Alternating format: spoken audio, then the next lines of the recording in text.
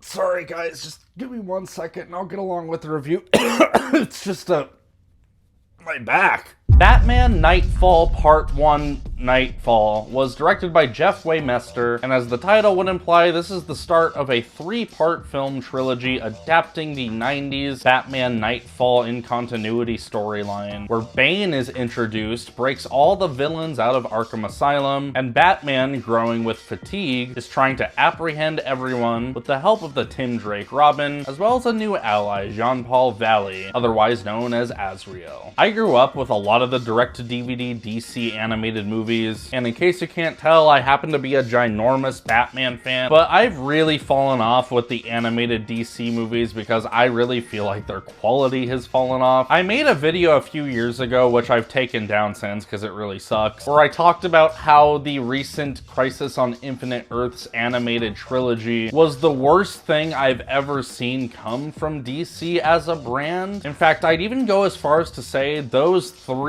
movies, if you want to call them that, I may even consider to be my least favorite movie I've ever seen. DC animation just got so incredibly dull and thin and stretched out, had very wonky, cheap, lazy animation. So after watching them, I had initially declared, I am done with all these DC animated movies for good. Well, that didn't exactly work out, did it? I'll say that when Knightfall was announced, I was interested, but then I saw it was just directed by the director of the Crisis on Infinite Earths trilogy. I am in no way talking down about Jeff Waymester as a person. He's probably a lovely guy, but fuck, I'm sorry, those Justice League movies were just absolutely abysmal. And to be completely honest, I'm not the biggest fan of the Knightfall storyline. I've only really read the first chunk of it. Like, I've read everything that this movie covers beforehand and didn't really go beyond that. I just didn't really care at that point. Not that I thought the comic was bad. It was good fun for the most part, I guess. I just kind of struggle a bit more with some of the in-continuity comic event storylines like this, especially from this era where they were clearly just trying to do this big status quo changing thing to profit off of the success of something like the death of Superman earlier that decade. It was a few years ago when I read it, but I seem to remember it being good episodic fun with some inconsistent art. Here they obviously omit quite a few things, understandably so. It's a film adaptation. I am in no way the type of person who thinks that adaptations should just stick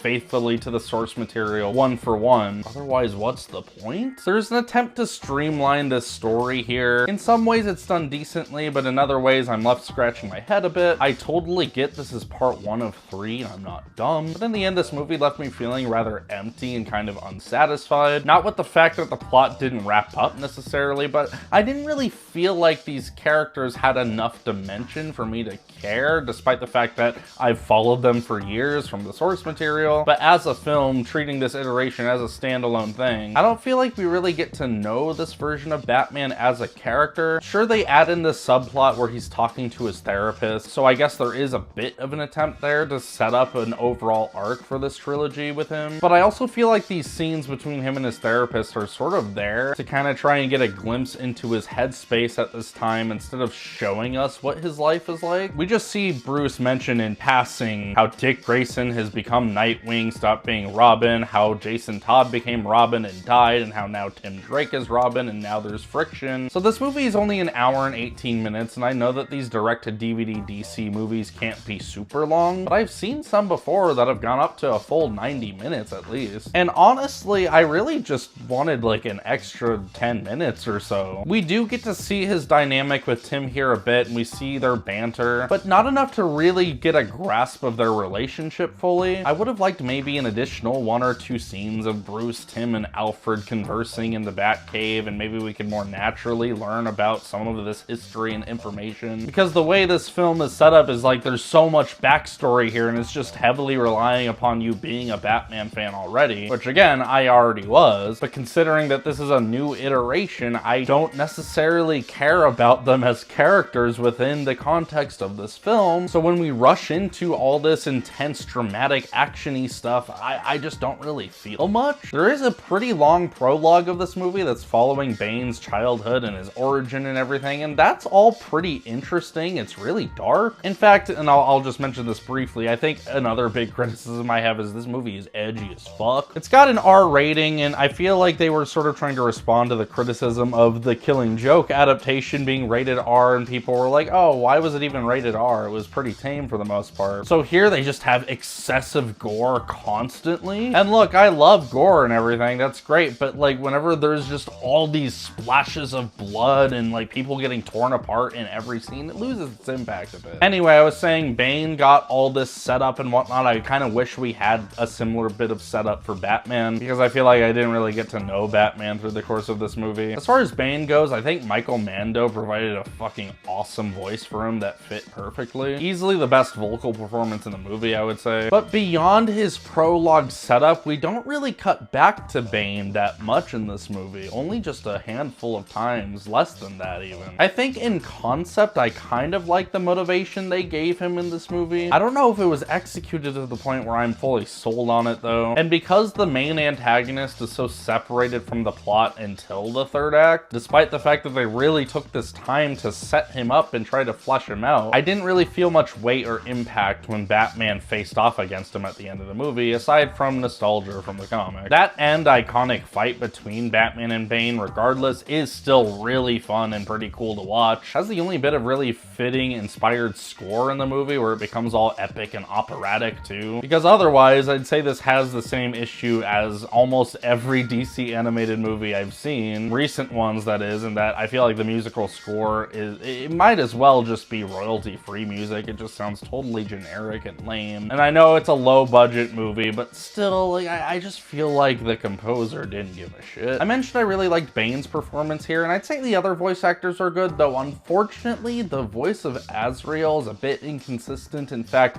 I would go as far as to say one of his first lines at the very start of the movie is flat out awful. And I, Azrael, find you guilty.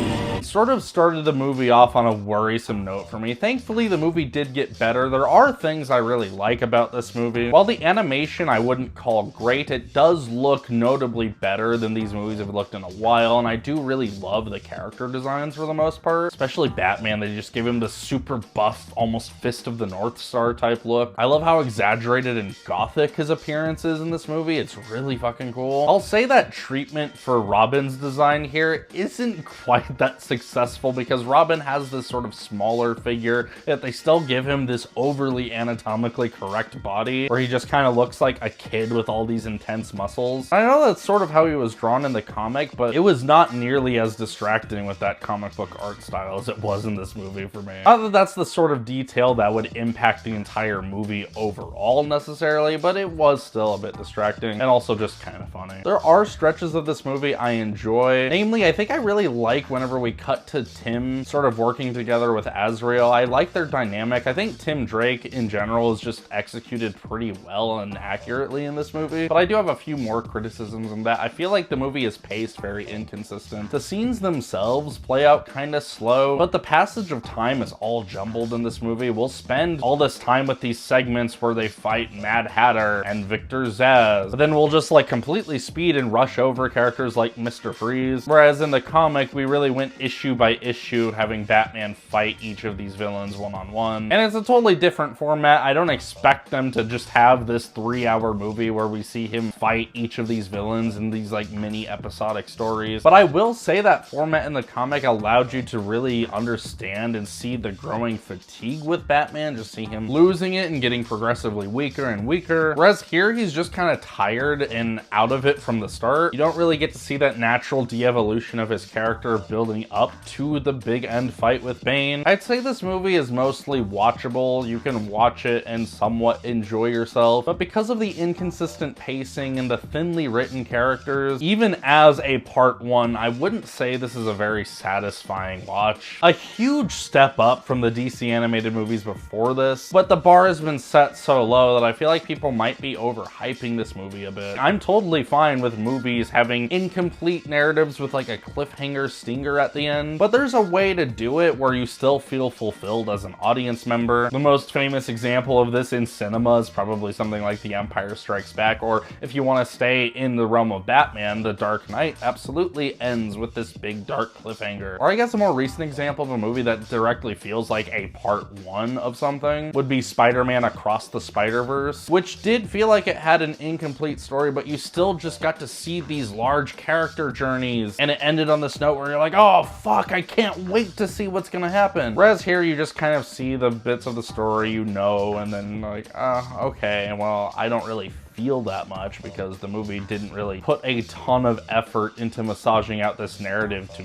be a movie. It's not for a lack of trying though. I mean, I feel like this clearly is trying to take certain narrative liberties and adapting this into a film. It's just honestly very rough around the edges and not very successful if you were to ask me. Still, I surprisingly didn't hate this movie. I liked parts of it, but can't say I give it a strong recommendation, especially to casual Batman fans. In the end, I'm gonna give Batman Knightfall Part 1 a 5 out of 10. Thanks for watching, guys. Hope you have a good one.